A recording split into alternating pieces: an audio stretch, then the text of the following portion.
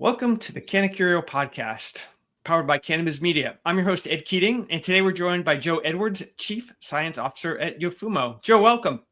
Thank you for having me, Ed. How are you doing this afternoon? Doing all right. I'm doing all right. Well, thanks for joining me today. One story I wanted to share is that when I went to my very first MJ Biz in 2015, I sat down, unbeknownst to me, next to one of the founders of Yofumo, Alfonso Campolans. And, he was sort of one of the first people I met in the industry. And, I'm curious, how the company is changed and evolved, because 10 years, as I've learned in cannabis, is a long time. You are absolutely right. That's a lifetime ago.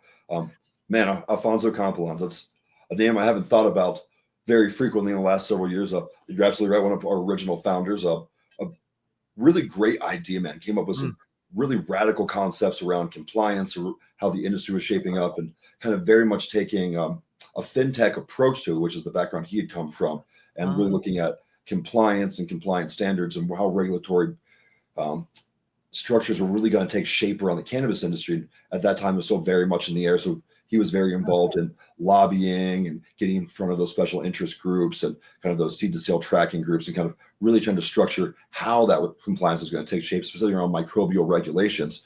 Hasn't been with us for quite some time. Like I said, a great idea, man, but went on to build other things. Cool. Well, but let's talk about your background. So, what was your journey into the cannabis industry? How did you wind up here? I mean, obviously you've got an interesting educational background that you should touch on, which I think is kind of unique in our space. So tell us about that. So I'm a biochemist and an engineer. Many years ago, it almost seems like a different life. I was from a small farm town in Ohio and grew up in the ag community, specifically around corn and soy and some industrial farming around row cropping. So it was always kind of part and parcel to my upbringing and education, kind of always there in the back of my mind, coming from a long line of, farmers, and it's still very much a prominent industry within my family. And kind of as I really began to start looking at what I wanted my career path to be, I knew I didn't want it to be farming, which is coincidental because I've traveled halfway around the world in many respects to be a farmer. I'm sure my grandfather's smiling somewhere about that. But kind of taking that industrial ag approach and that science-driven data approach, which is kind of really where the ag industry has found its home. It's not so simple as just putting a seed in the ground and waiting for it to mature and harvesting. There's an immense amount of data. There's an immense amount of nutrient science, soil science, and crop dynamics that really go into that.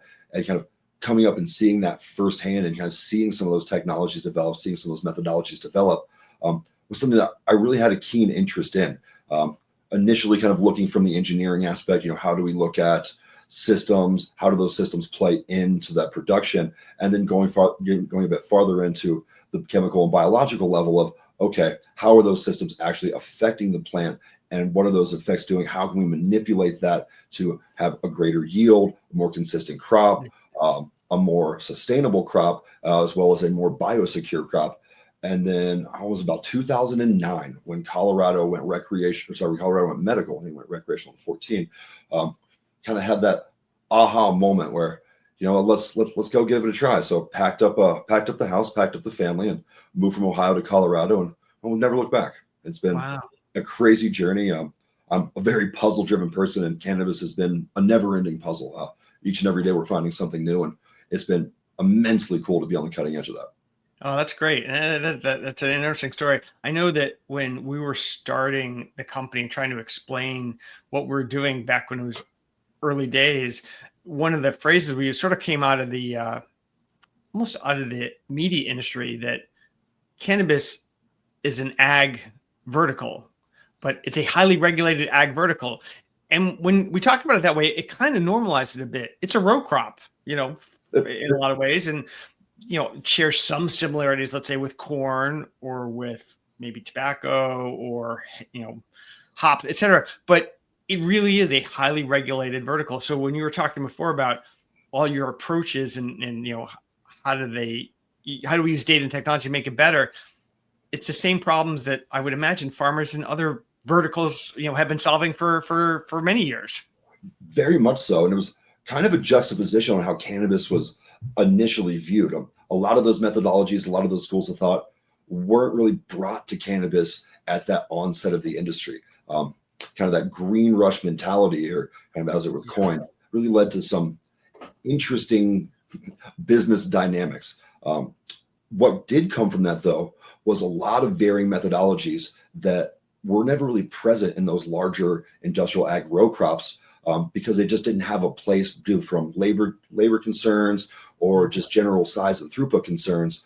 But with cannabis, I mean, we're generally looking at smaller crops. I mean, we're looking at things in square footage, not acreage. So there was a lot of things that were really kind of cool methodologies, plant training dynamics, plant steering, nutrient application dynamics that, while always a part of the ag industry, had kind of gone by the wayside in favor of some of those more industrialized and consistent practices.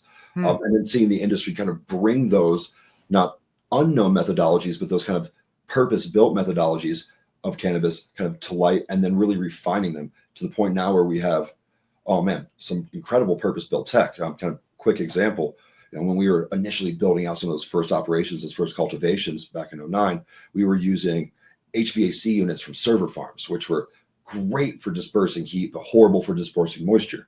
We were using lighting systems from the cut flower industry, which, while has a ton of similarities, it's a different lighting spectrum, different penetration requirements. So we kind of really started refining those technologies. And as we did, we really kind of brought cannabis into its own sphere, where it's not just any other crop, any other flower. It's very much its own distinct biomass, its own distinct cultivar, in that sense. But one of the things that was kind of really interesting there was all the technology that was being put into the upstream, the cultivation phases. As I mentioned, we were developing purpose-built HVACs, purpose-built lighting systems, irrigation, fertigation systems. Once we harvested, we got to that post-harvest environment, we were going back to the Stone Age. Now we're moving away from these highly controlled indoor microclimates to oftentimes a closet with a Home Depot dehumidifier in it, and kind of going right back to the Stone Age, using some methodologies that frankly haven't been seen outside of history books or the third world in quite some time. And then really looking at how is that going to take shape? How do we put technology into that part of the plant cultivation process? And then again, where does that compliance come back around? What are those requirements going to be? And we've seen that kind of take shape in a couple of ways. And we have still a huge variance in microbial compliance and regulations coast to coast. But what we have seen is some standardization. We have maybe 5 or 6 general frameworks of regulation now that the cannabis industry really works in from a microbial compliance standpoint. But even 3 or 4 years ago, that wasn't the case. So as an industry, we're still slowly refining that, slowly moving forward towards an FDA statuting where we can really say, okay, this is from a pharmacopoeia standpoint, an ASTM standpoint, really where we want to be from a best practice, from an operational standpoint, from a biosecurity and compliance standpoint. And that's kind of really where Yofumo's trying to position itself. Neat. So yeah, the compliance part is interesting, especially on that angle, because having always worked in compliance in my career, there's various rates of compliance. Some people Very much so comply, some over comply, some say, I'll just pay the fine or whatever it is. So I'm curious, as we look at, let's say, the 40 or so states in the US that have some type of cannabis program, do you see huge variations? Like, are there some places where people have it and there are some places where people are like, yeah, that's aspirational, we'll get to it someday? Very, very much so. A couple of easy polar examples. Illinois, quite possibly the tightest microbial-based regulatory environment within the U.S., an incredibly small producing community due to those requirements. By no means impossible, but one of those things that the industry is still kind of dealing and coping with is, where does cannabis fall? Is it a medicinal product? Is it an adult use recreational product? These are treated very differently. From a medicinal perspective, we're looking at an API, an active pharmaceutical ingredient. This should absolutely be a very highly regulated, compliant production process. Not saying that adult use shouldn't be, but bringing that medical tag into it really has a lot of connotations around security, consistency, and general availability. When you start talking about medicine, it's not something that can be inconsistent or become sporadically unavailable. Yeah. Then you go to the opposite end of the spectrum. We have Oklahoma, which is very much the wild west of cannabis still, lacking in most forms, if not all, of seed to sale tracking or really kind of compliance, oversight, and regulation. Right. Incredibly easy to gain entry into the market, but because of that, there's also an overabundance of producers, cultivators, manufacturers, and distributors. So kind of trying to find that supply and demand, that elasticity of production has still been elusive in a lot of environments. Yeah. Well, and I just sort of reread a statistic from Oklahoma from essentially an assessment that was done of the program. And if I remember correctly, they found that the state produced 30 times the amount of cannabis the patients could actually consume. And we know what happens then as the tractor trailers leave the state and go to Indiana, New York, wherever else. So yeah, definitely a challenge. So let's focus a little bit on bridging you and Yofumo. So, how has your background in horticulture and engineering shaped your approach to decontamination and curing technologies? Because it seems like, with your background and with the focus that Yofumo has, that you kind of have a unique skill set that must put you at the intersection of those two areas. Very much so. And I would say where that really intersects is understanding the chemical profiles, the volatile organic compounds specifically, that are present in cannabis. These volatile organic compounds, or VOCs, are, well, frankly, the valuable part of cannabis production. We're looking at cannabinoids, flavonoids, terpenes, really kind of the whole reason we cultivate the plant. From a medicinal point with our active ingredients, and from an adult use point, the same is true. And as it comes to compliance, especially microbial compliance, one of the things that we really wanted to look at and kind of ensure as we kind of build out the system of technology was that in no way do we want to damage, harm, or diminish those volatile organic compounds. The idea of cleaning something but leaving behind a damaged or no longer completed good, so to speak, was never really a viable option for us.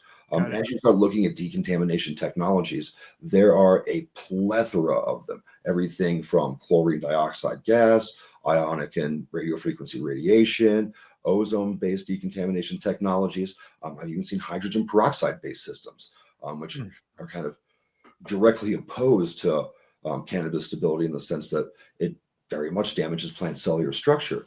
So as we started developing the technology, it was always key for us to preserve those volatile organic compounds as valuable parts of cannabis. And as we started looking at that development pathway, one of the things we really focused on was the ease and accessibility of ozone. And what I mean by that is from a price perspective, as well as an operational perspective. Radiation technology has been around for quite some time, very prevalent in the ag world as well as the medical worlds. And it's great technology. It does its job, oftentimes too well. But it wasn't really a technology that was purpose-built for leafy biomasses. And there were some drawbacks there. Similarly, ozone methodologies that had been used up until kind of we started developing our unique system were very much based on atmospheric deprivation, which is pumping enough non-oxygen into a confined environment that you kill everything across the aerobic spectrum, which needs oxygen to live. And while that does work, ozone's a free radical oxidizer. It's non-discriminate. It doesn't care what it interacts with. In fact, it interacts with everything. But that degree of interaction is based on its saturation and concentration. So we started looking at how can we control those saturation and concentration levels. Traditional technologies really used a couple of methods: coronal generation, which is passing free oxygen over an open spark, and traditional ozone pumps, which can convert about 21.6% or so of atmospheric oxygen into O3, depending on feedstock and a couple other variables. You can manipulate that to a small degree. But the problem is it's a binary system. It's on or it's off. That didn't really give us a lot of ability to access ozone in the way we wanted to from a control perspective. What we did find, though, was that UVC elements, specifically vibrating across the 183 to about 207 nanometer range, do generate stable ozone from atmosphere. We dialed that into about 185 nanometers, which we found like the peak stability for us. And then partnering with a group off the East Coast, Atlantic Ultraviolet, to produce a unique element that allowed us to control the exact grams per cubic foot of ozone produced at any given time.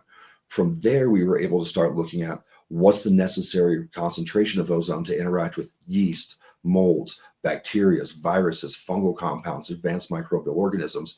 And what we found was the level necessary to interact with and kill those microbial concerns was far lower than the oxidation rate of those volatile compounds. And then from there, we really went into, probably about 6 years of continuous testing before we felt we really had a robust system that could meet and exceed all of the compliance requirements, not only across the US, but also for EU producers as well. So Joe, I mean, the way I sort of simplified what you said in my head is like the old approach was kind of the neutron bomb approach, where like, boom, you pump a bunch of ozone in and it would kill everything, highly effective, but it sort of did too much. And what you've managed to do is figure out a way, almost, this may not be the right word, but it makes sense in my head, to sort of titrate it to the right level so it's as effective as you would want it to be. Absolutely. And there's a couple of things that go part and parcel with that. You get some developed microorganisms, aspergillus is a great example here, that have the ability of metabolic inertness. Kind of an easy way to think about this is it has the ability to fortress or turtle. If it's exposed to an environment not conducive to its growth, replication, and essentially life, it goes into a state of preservation, and it can be very, very difficult to deal with. So exposing something like aspergillus to a very high concentration of ozone can force this expression, making it very, very difficult to remediate. However, looking at it from the other perspective, when we go in with a very small amount of ozone, we're able to avoid triggering that specific trait. And then from there, we're able to interact with and then kill that particular compound. And that's true with some other compounds as well, but kind of really looking at what is the required level of ozone, what are the uniquities of each of those individual contaminants, and how can we look at them tactically? Instead of, as you said, the neutron bomb approach, how can we have a technology that allows you to directly treat to a known contaminant? When we see a COA, a certificate of analysis, okay, let's look at that specifically. Let's look at the number of colony forming units. Let's look at their dispersion. Let's look at what they're quantified and qualified as, and let's treat to those uniquities instead of treating for a larger blanket approach. And while both methods are effective, we found that tactical approach is far more efficient from a time and throughput perspective, and far less harmful to any volatile organic compounds that are present not only in cannabis, but in any other biomass. Interesting. So, sounds like, 6 years of R&D and whatnot. Is that what really led to you guys getting a patent in terms of biomass sanitation, et cetera? Like, did all that lead into that, or is that a different part of the story? We had the patent came a good bit before we finished all the research. We were able to very quickly demonstrate proof of concept, but what took a great deal of time was refining that concept. Okay, it can be done. Are we sure we're doing it in the best way that we can? And invariably, there was small tweaks, minor adjustments, improvements that could be made, and we steadily and slowly made those over the course of about half a decade.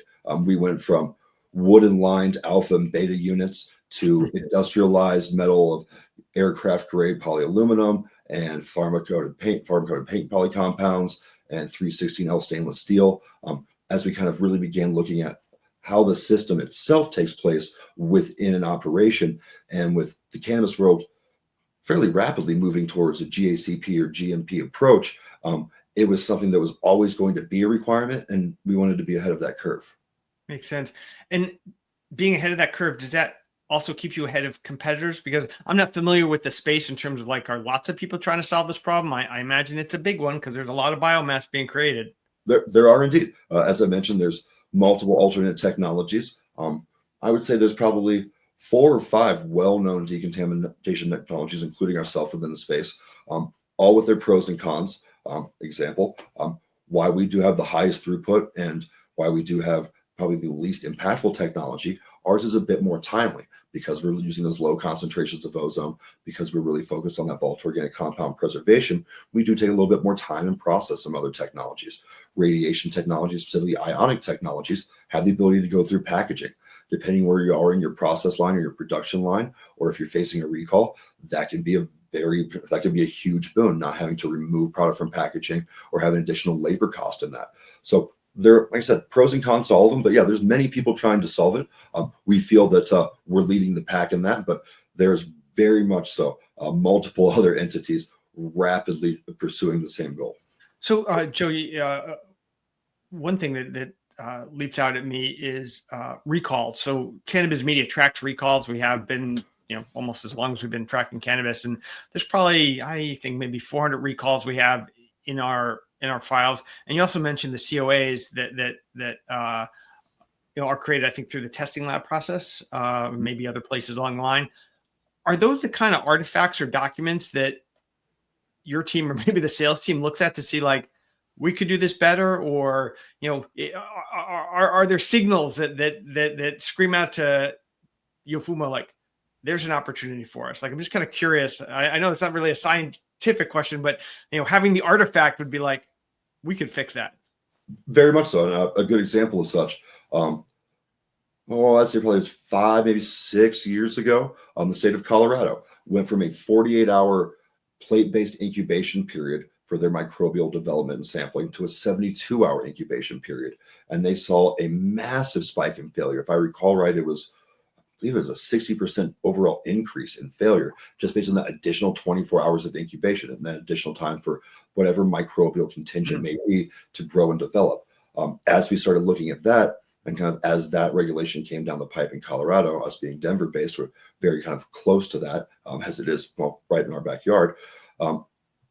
We kind of saw a validation in how we've been approaching things. And what I mean by that is we had always looked at scaling up the test. When we went through our EU GMP validation for our first client, we actually looked at a 96-hour incubation time, which was double the requirement for that particular regulatory environment at the time, because we had seen 72-hour incubation have that massive spike of failure. We wanted to go ahead and test the bigger problem, knowing that if we could solve it at 96, we could absolutely solve it at 48.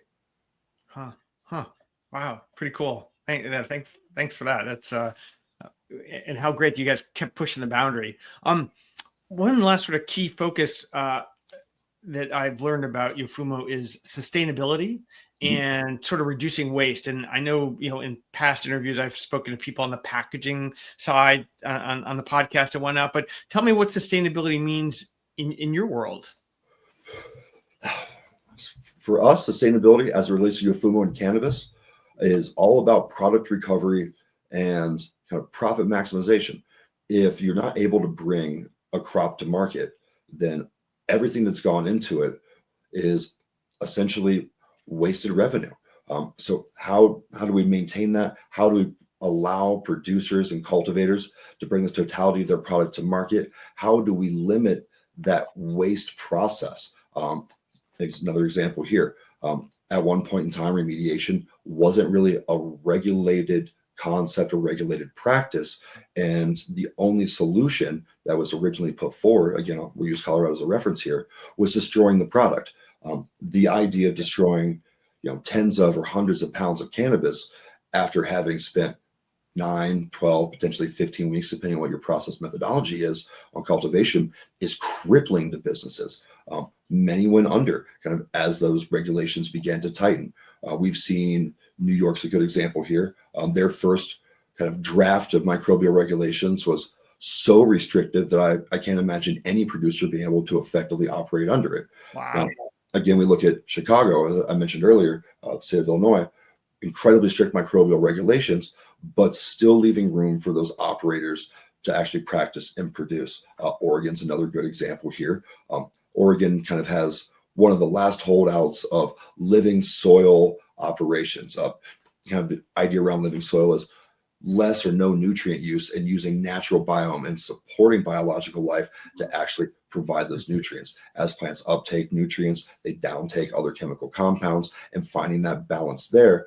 But the downside of that is you do have the propensity for some increased contamination. You have heavy metals, specifically gram-negative biotolerant bacteria, Aspergillus. And as Oregon put forward its microbial regulations, they nearly wiped out their own industry as they really didn't kind of take time to think about how those regulations were going to impact the cultivators and operators in the state. Now, by no means should any product ever be put forward into the market with aspergillus. It's a pathogenic compound known to have negative effects to the human condition, but creating a regulatory environment that punishes that instead of providing a solution wasn't the answer. Yeah.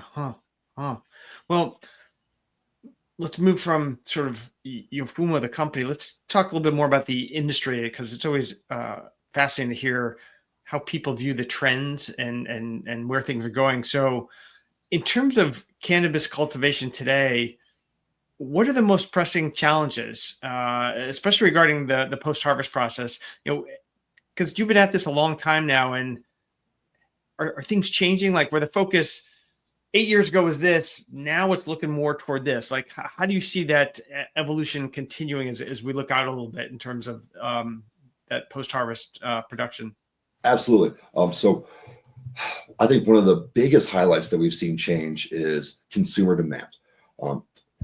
If you kind of rewind the clock, so to speak, 2, 3, 4 years, the word terpene was not unknown to the consumer base. Was kind of a mysterious term. What is a terpene? What does it do? Why is it impactful? And why should I, as a consumer, care? And as we've really kind of began to build that knowledge base, now we see consumers much more educated, much more in demand, where we're not just looking at a high potency number anymore, which has caused a myriad of problems through the industry, everything from lab shopping to potency inflation. Right. But kind of as we think about it, the cannabinoid itself is the vehicle. The potency of that cannabinoid is the velocity.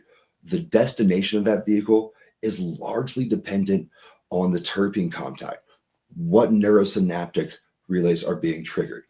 If we load cannabis with terpinolene and linalool, we can very much create a sedative effect. On the other end of the spectrum, if we look at limonene and pinene, we can very much create a energizing effect. And towards the middle, we have humulene and myrcene, kind of a very euphoric effect. And how do we look at those terpenes? How do we look at those compounds and their conjunction and interaction? And this is what we've dubbed the entourage effect. And as the consumer has really become more savvy and understanding of that, post-harvest landscape has really changed to adapt to that. Now we're looking at curation methodologies. Now we're looking at product consistencies that really weren't there before. Going from traditional bucket and bin and bag systems for curation, which, while effective, are incredibly inconsistent and oftentimes lack in biosecurity. Now we're looking at curation in sustainable environments. What I mean by that is the same microclimates that we're using to cultivate in, we're now using to cure and dry in as well. So kind of really seeing those technologies being pushed not only in the upstream cultivation phase, but in that post-harvest phase as well. And what we've seen is they very much mirror each other. Just because we've harvested the plant doesn't mean the job is done. We're not just simply drying it and pushing it out the door. Now we're really looking at what can we do to maximize not only the product from a potency and terpene perspective, but from a quality and consistency perspective. And again, this comes back to medicine. I like to use the aspirin methodology. If you take an aspirin and it cures your headache, and you take another one that makes your foot go numb, that's a huge problem. And as we look at cannabis as a medicine, that's something that absolutely has to be addressed. Predominantly, we are an adult use market across the U.S., but there's still a vast array and kind of contingent of medical patients, people who rely on cannabis every single day, and really seeing those needs and maintaining focus while we're still developing that consumer-driven product. And again, this all comes from a need to have a clean, consistent product. And that starts with sometimes decontamination, oftentimes some form of remediation. The idea of an agrarian crop being produced in a hermetic environment, while a lovely idea, is just that. It's an idea. There's no real way to completely limit or forbade a microbial development, and we can abate it to some degrees, we can control it to others, but it really comes down to biosecurity. It comes down to cultivation practices, handling practices, sanitation practices, and these are things that we're seeing take place now in the post-harvest and cultivation environments, where we're not seeing workers coming in off the street in their street clothes with the same shoes that they may have worn in their own personal cultivation or just out and about in the world. We're now seeing operators in scrubs, operators in personal protective equipment. We're seeing a lot more attention being paid to those sanitary requirements, because if we don't have a clean product, then we don't have a product at all. Yeah. So, Joe, has Yofumo changed over time? Because I think in the early days, I got the impression that it was almost more of a B2C kind of humidor play, back in 2015 as to what they were selling. Whereas now what you're describing to me, even though you've talked about consumer and customer, seems very kind of industrial. Like, I could see like MSOs or SSOs wanting to work with you because you're going to improve their end product, their efficiency, et cetera. Do I have that right? You do. We're very much a B2B company. There was some development verticals that we looked at quite intensely, actually, at the onset of Yofumo, specifically that consumer model, that humidor shape model. And the idea was, if there wasn't, and at that time there wasn't a regulatory compliance statute around biosecurity or microbial contamination, but it was still present, it was still there. And kind of the idea being, how do we allow a consumer to have a clean and safe product, even if it's not something that's being required from a business standpoint? How do we still offer that? The cannabis world, like many others, doesn't move forward without necessity. So until there was a regulatory compliance statute, there was no call for regulatory compliance from a biosecurity point. As soon as there was, that changed incredibly quickly, and we pivoted along with it. We still do have a few of the old humidor units left in the shop, and we actually just spoke to a group at NECAN last week who has some interest in maybe potentially developing that along with us. I always kind of had an idea in the back of my head of replacing the crisper drawer in your refrigerator with a Yofumo cabinet. Kind of the idea there being decontamination of fruits and vegetables. The best thing about farm to table is its freshness and organic nature. The worst thing about it is it came from the farm to the table. And there's some things on the farm you probably don't want on your table. That's a great point. The stuff out of my garden I don't want on my table either. But yeah, good point. So in terms of trends, looking out, always curious to ask my guests, what they're looking at. And specifically, I noticed that you're speaking in Europe in a couple of weeks. I'm going to be there in June for a conference. I'm curious what your thoughts and expectations are about that market as one of the trends, because we think something's going on there, but I'd love to hear your thoughts on trends in general, but also is there a global opportunity here for companies like ours? Oh, there's absolutely a global opportunity. You have various South American countries, South African countries, Western European countries already looking at cultivation, already looking at cannabis distribution, both as a medicine as well as adult use. You have exporting countries now, which is a really cool thing to see develop. Germany specifically has been, a hot topic issue. Everybody was under the impression from what we had read, what we had seen, and kind of those whispers through the industry that we were going to see the birth of the world's largest recreational market. What the reality of that was is Germany's rolling out in a staged release. They're in stage 1 right now. When stage 2 comes, we don't know, but they're starting with a club model. They're looking at how that develops. And it's a fairly restrictive club model, a fairly limited model. If I remember, it's 500 patients per club. And there's some additional requirements around there from usage, possession and handling, cultivation. But from a development pathway standpoint, it's likely the better move. As woeful as it was for Yofumo, as well as I'm sure many other companies that Germany didn't open in the way that we wanted, I think we'll see a better market because we've given it the time to mature properly, instead of kind of forcing that door to the world's largest recreational market and kind of flooding it, really starting that process slowly, just like it happened here in the States. We were at Mary Jane, Berlin last year, and it was really cool to see, the populist passion. It was more of a consumption event than I think it was a conference, at least from our perspective. But it was really cool to see those same sentiments that, were so prevalent when the U.S. market 5, 6, 7 years ago. Not that they aren't anymore, but they've died down a bit. Cannabis has lost a little bit of its shine and pizzazz in that regard, because as you mentioned, we've got 40 plus states now with some form of medical marijuana or recreational marijuana market. It's not just Colorado and Washington anymore. It's not the Amsterdam of the West. But kind of looking at Germany, for the first time ever, they're able to consume, partake, and utilize cannabis for adult use or medicine. And it was an immensely cool thing to see kind of everyone's reaction to that, and the immense plethora of support that the populace has for it. So why I think that Germany's rolling out a good bit slower than we all had wished. There's absolutely that drive, that passion, and that development there. So I think in the next 2 to 3 years, we'll see some very interesting things out of that market. Portugal's also another fast developing market, as South Africa. Interesting. Now, I know I was also at NECAN, last week, and talking to some of our customers and the other vendors there.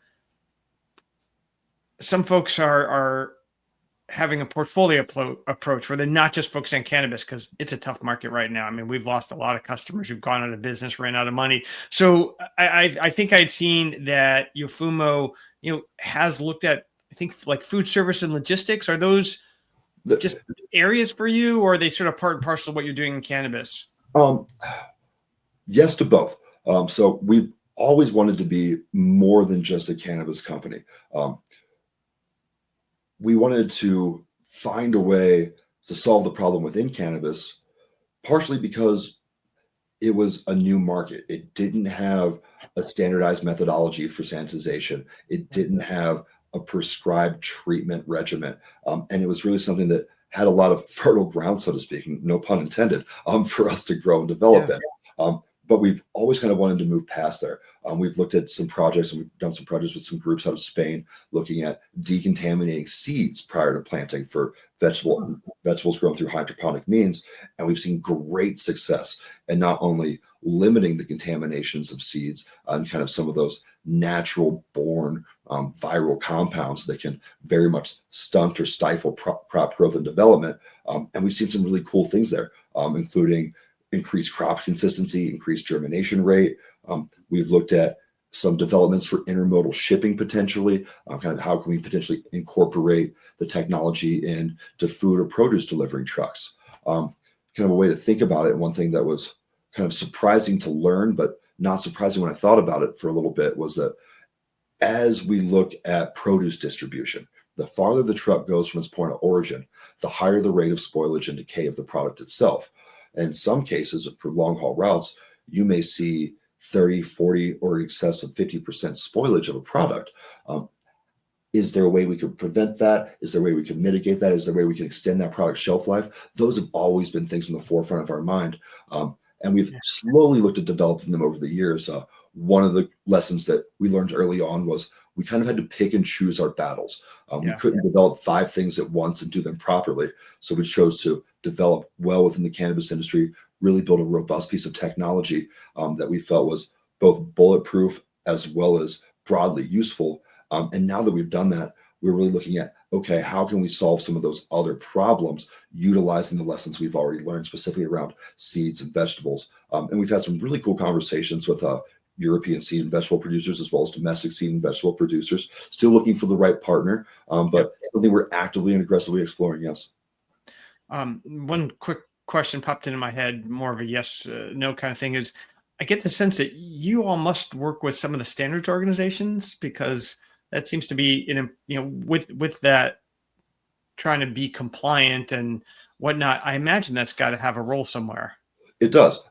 There's, I would say, probably the most developed standard from a compliance perspective right now is probably the EU Pharmacopoeia.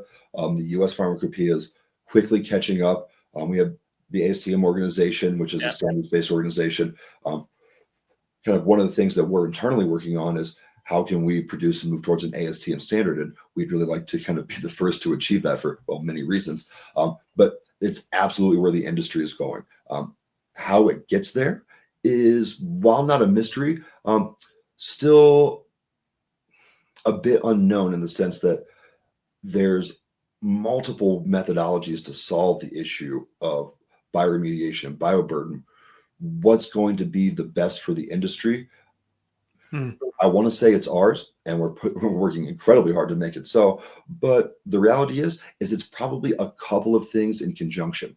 Um, it's fairly rare that we see a standard that locks in a single technology. What we'll most likely see is a array of methodologies, an array of standards, depending on what technological pathway that you want to pursue, or what kind of equipment spec that you have for your cultivation and operation. So that's really where I think, from a standardization point, we'll start to see some interesting work and interesting developments here in the next couple of years. Obviously, we all want a federal legalization, which will hopefully come very soon. But one of the things that comes with the federal legalization is, again, that unified codex of standards, being able to produce plant A in location A and have it be, while not identical, because Right. that does not how plants work, but identical in operation, production, methodology, and delivery from Massachusetts to California, is really going to be something awesome for the US. And kind of as we open up interstate commerce for cannabis through federal legalization and kind of the lifting of the dormant commerce clause, I think we'll see a lot of really cool developments. There's kind of a vast array of cultivars that are almost pocketed, and kind of, use another analogy, almost like wine to a degree, where we Mm. have denomination of origin. So I think that'll be a really interesting Yep. development there. Excellent, excellent. So the legalization thing, obviously top of mind for any of us inside our green bubble here in the cannabis industry. And there's actually was a lot of press this morning about some folks on both ends of the political uh, uh, divide being pro cannabis, which is kind of interesting. So my question for you, and really the last question, is, Joe, do you think the industry has hit bottom yet, and we're crawling our way back out, or are we still in the valley and looking for when we're going to start crawling back up? By no means do we hit bottom. I think what we're finding is a firm foothold. As you mentioned earlier, Oklahoma producing 30x its volume need. Um, I think what we're finding is that those operators that have the ability to standardize, that have the ability to meet those economies of scale, that have those abilities to adapt, are really rising to the top. And as sad as it is to see kind of some of the smaller producers, middle producers, mom and pop producers go by the wayside, the way I particularly choose to think about it is that they're not so much being discarded as they're being absorbed. And what we're kind of Yeah. doing and finding as our own industry is, how do we move forward? What is our supply and demand? What is the best way to meet that? And while it currently looks like MSOs are, kind of king of the field, that may change. There was a point in time where operators and cultivators and entities were trying to grab as many licenses as they could to build out a wide and diverse footprint, in the hopes that we were going to see a federal legalization and they were going to sell out to pharma, or they were going to sell out to big tobacco, or kind of whatever that plan there was. Now we're seeing, again, a much more tactical approach. Instead of that large kind of land grab of licenses, we're seeing, okay, how can I really make the best pre-roll? How can I perfect production or production techniques or throughput economics? And I think that's really where we are. By no means do I think we've hit bottom. I think we're in a bit of a rough patch, and we've absolutely seen the price of cannabis decline. But part and parcel of that is the overproduction that we're currently seeing. Yeah. And if you look at it on a retail level, we haven't seen a lot of price shift at the retail level, where we've seen dramatic price shifts at the wholesale and cultivation levels. So I think we'll see a balance there. Very much kind of still in the valley, but by no means at the bottom. Excellent, excellent. Well, Joe, I really appreciate your thoughtfulness and answer my questions. If people want to find out more about you or Yofumo, what's the best way to do that? They can reach out to us directly. We have multiple contact lines available, all of them accessible through our website, yofumo.com. We encourage anybody to reach out to us. We're always happy to chat about cannabis, seeds, vegetables, or even just to discuss our technology. Excellent. Well, Joe, it was a real pleasure, and I enjoyed our time together. Me as well. Thank you, good sir.